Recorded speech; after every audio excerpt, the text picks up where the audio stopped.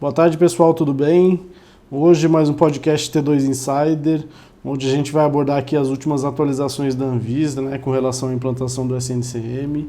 Hoje, quando eu estou gravando esse podcast, é dia 31 de julho de 2020, então vocês sabem que a gente já está aí com um certo atraso com relação à publicação da instrução normativa, porém, na semana passada, a Anvisa participou de um webinar do pessoal da RB, e inclusive parabéns ao pessoal da RB aí pelo evento, né? Eu assisti o vídeo todo no YouTube, né? Para quem quiser assistir lá, tem mais de 1h40 de conteúdo sobre rastreabilidade, mas eu vou abordar aqui só alguns aspectos, alguns detalhes mais importantes do evento, né? Que na verdade que eu separei, que são relacionados aí à questão da publicação da instrução normativa pela Anvisa, né? Então vamos lá.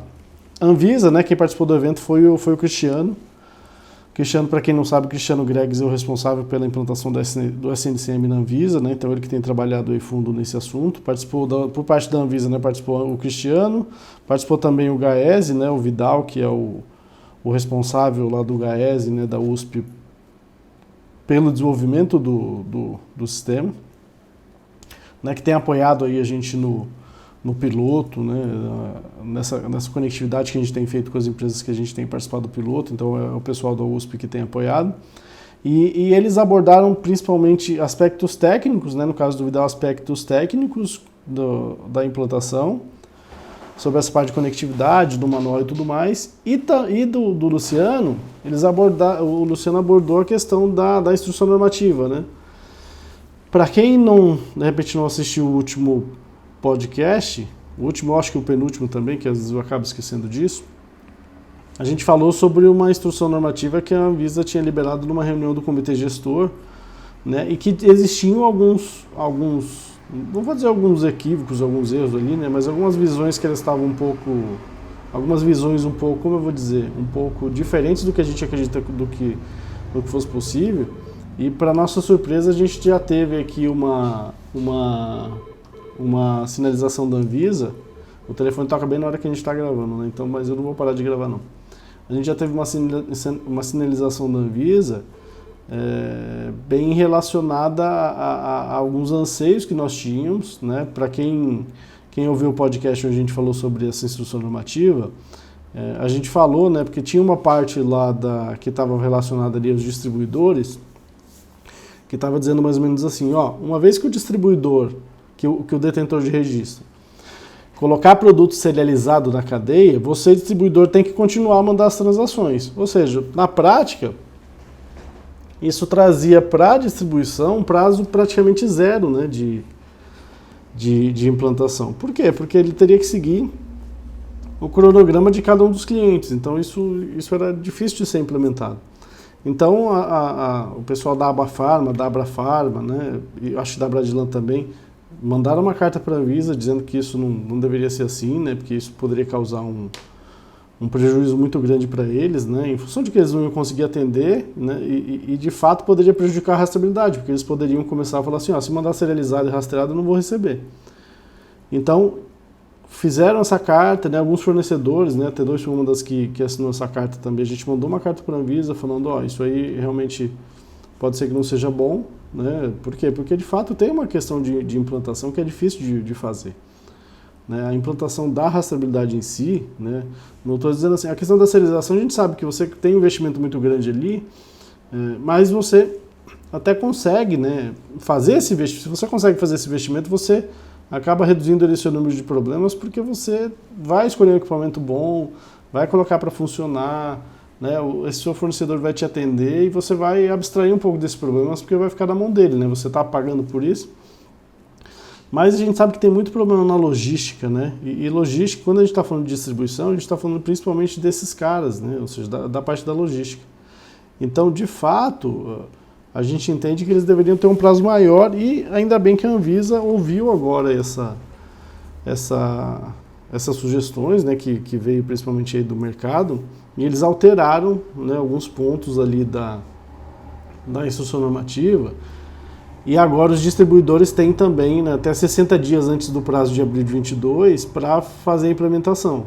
né? Então, nesse ponto de vista, eles acabaram tendo aí, eles não precisam nem apresentar o plano, né? O que nós tínhamos falado é que a distribuição talvez pudesse ser agraciada também com a possibilidade de apresentar um plano, e a Anvisa acho que até foi além das expectativas e de fato não está cobrando nem o plano da distribuição. Então isso traz uma tranquilidade muito grande para eles, porque eles vão poder escalonar a implementação deles da forma que eles acharem melhor. Então isso é bastante importante. Ele apresentou já uma instrução normativa já ajustada, né? Então se você assistir o vídeo, você vai poder ver lá o texto da instrução normativa que já vem com esses ajustes. O que a gente pegou ali também de alteração importante ali? Eles incluíram solução parenteral com mais de 50 ml, né, que não precisa ser rastreado, né? Na verdade é facultativo. Então, de fato, aí tira uma série de associados da Abrasp, né, dos fabricantes de soluções parenterais, né, que agora tem a opção de não fazer rastreabilidade, né? Então eles podem escolher se vão fazer ou não. E esclarecer alguns aspectos fundamentais do plano de implantação, né? Então agora você tem ali as fases mais definidas. Então quais fases são? Mapeamento de processo, aprovação do plano de aquisição pela direção, aquisição e instalação de equipamentos, validação e qualificação e a integração com a parte logística. Então você tem que em dezembro agora, né, você que é da indústria, apresentar um plano com todas essas etapas, dizendo como é que você vai cumprir isso daqui até abril de 22. Né? Só que o que acontece? Este plano, né, neste plano você tem que ter todas essas etapas, mas para que você consiga ter um plano assertivo, é bom que você já tenha um mapeamento de processo. Né? É bom que você já tenha um mapeamento de processo, então isso é muito importante. Então, o que você que é da indústria, o que você tem que trabalhar daqui até dezembro? Principalmente a elaboração desse plano. Na elaboração desse plano, a questão aí de mapeamento de processo de URS é bastante importante. Explicou, né, que eles estão pedindo 60 dias antes do prazo ali de abril de 22, porque se houver algum problema, né, eles precisarem rever algum tipo de regulamentação, estender alguma coisa, ou fazer qualquer tipo de ajuste na lei, eles ainda têm 2 meses, na lei não, né, na regulamentação, eles ainda têm 2 meses para fazer isso. Então por isso que ele explicou, né, esse prazo de 60 dias antes, e disse que foi combinado com o setor.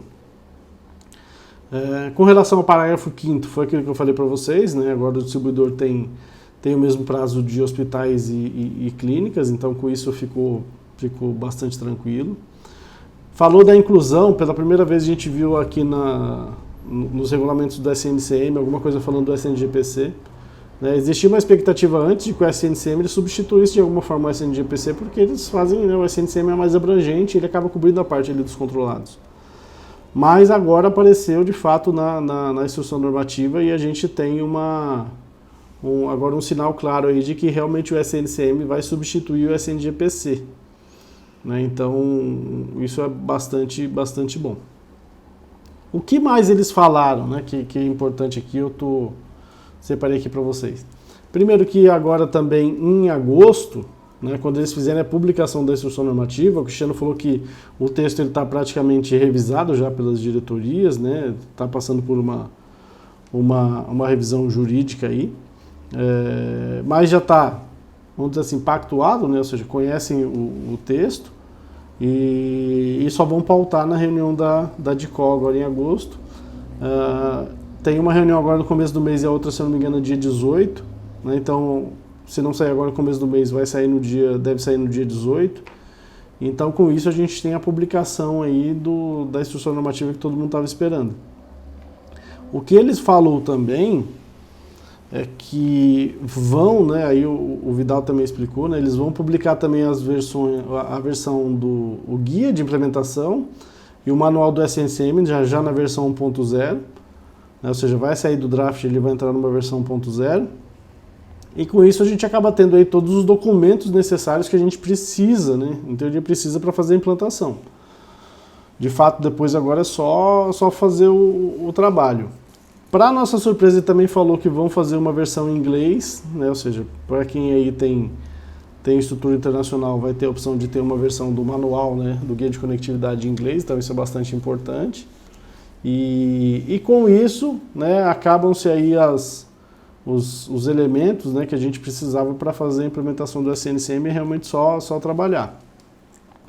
O que mais eu anotei aqui de importante para falar para vocês é o seguinte: Ele justificou que a demora foi em virtude da pandemia e entrada de novos diretores, né, por isso que demorou um pouco mais, então, mas acredito que isso já foi superado, né, porque falou agora que vai sair já em agosto.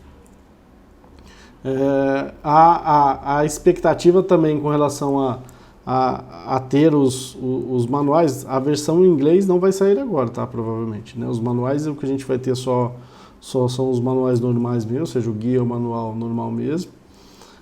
E o Vidal também informou, né, isso é bastante importante, que mesmo quem está trabalhando nesse processo não precisa se preocupar, pode seguir o manual que já existe hoje. Por quê?